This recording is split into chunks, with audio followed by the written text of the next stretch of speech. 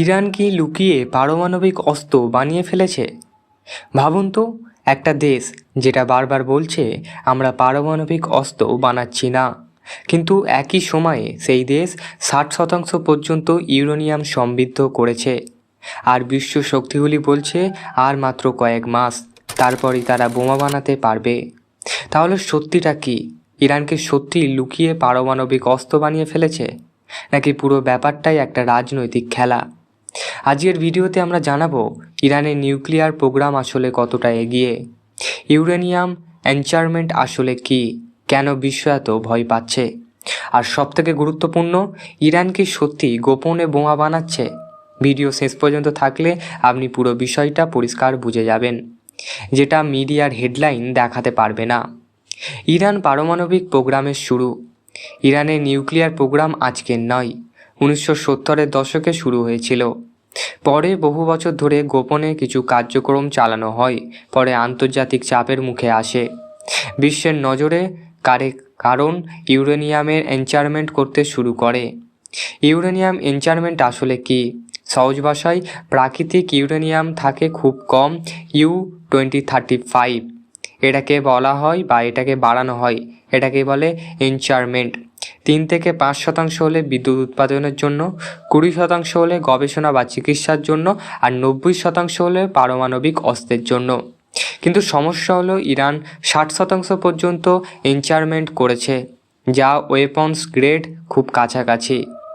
Report অনুযায়ী ইরানের কাছে প্রায় 440 কেজি বা 60% এনচারমেন্ট ইউরেনিয়াম আছে।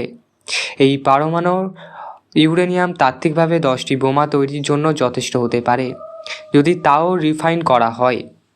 তাহলে কি ইরানে বোমা বানিয়ে ফেলছে? এখানেই আসল টুইস্ট।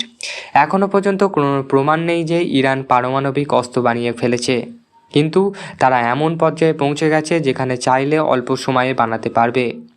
মার্কিন গোয়েন্দার রিপোর্ট বলছে ইরান চাইলে 9 থেকে 12 মাসের মধ্যে বোমা বানাতে সক্ষম হতে পারে। বিশ্ব জানেই না আসলে কি হচ্ছে। এখানে সবথেকে বড় ঝামেলা, আন্তর্জাতিক সংস্থা IAEA, international atomic energy academy সব কিছুই যাচাই করতে পারছে না, কারণ অনেক জায়গায় তারা ঢুকতে পারছে না, পরিদর্শন বন্ধ রয়েছে, কিছু ইউরেনিয়াম অবস্থা অজানা। রিপোর্ট বলছে ইরানের ইউরেনিয়াম একটা অংশ কোথায় আছে তা নিশ্চিতভাবে জানা যাচ্ছে না, অর্থাৎ লুকিয়ে রাখা হয়েছে কি না এটা নিয়ে সন্দেহ থেকেই যাচ্ছে। 2025 সালের বড় ঘটনা ঘটে। মার্কিন যুক্তরাষ্ট্র ও ইসরায়েল ইরানের নিউক্লিয়ার সাইটে হামলা চালায়।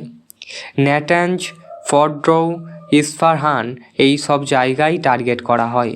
ফলাফল, কিছু ক্ষতি হয়েছে, কিন্তু পুরো প্রোগ্রাম ধ্বংস হয়নি।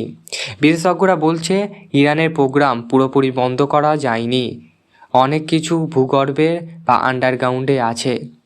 ইরানের বক্তব্য, ইরান সবসময় বলছে আমরা পারমাণবিক অস্ত্র বানাচ্ছি না, আমাদের প্রোগ্রাম শান্তিপূর্ণ। এমনকি তারা দাবি করছে বর্তমানে এনচারমেন্ট বন্ধ আছে কারণ সাইটগুলি ক্ষতিগ্রস্ত হয়েছে। কিন্তু সন্দেহ কেন? বিশ্ব ইরানকে বিশ্বাস করছে না কারণ আগে অনেক কিছু গোপন রাখা হয়েছিল। এনচারমেন্ট লেভেল খুব বেশি, IAEA সম্পূর্ণ অ্যাক্সেস পাচ্ছে না, প্রচুর ইউরেনিয়াম জমা আছে, আর সবথেকে বড় কথা, পার্সফুল প্রোগ্রাম হলো 7% এনচারমেন্ট কেন? এরপর আসল প্রশ্ন, ইরানকে সত্যি গোপনে বোমা বানাচ্ছে? সত্যিটা একটু জটিল। ইরান কখনো বোমা বানায়নি, শুধুমাত্র ক্যাপাবিলিটি তৈরি করছে, দরকার হলে দ্রুত বানাতে পারবে। আংশিক গোপন কাজ চলছে, কিছু তথ্যে লুকানো থাকতে পারে কারণ সব জায়গায় নজরদারি নেই, কিন্তু এখনও নিশ্চিত প্রমাণ নেই যে তারা অলরেডি নিউক্লিয়ার ওয়েপন্স তৈরি করেছে। তাহলে শেষ কথা, ইরান এখনও আনুষ্ঠানিকভাবে পারমাণবিক অস্ত্র বানায়নি, কিন্তু এমন অবস্থায় পৌঁছে গেছে যেখানে এক ধাপ দূরে বলা যায়।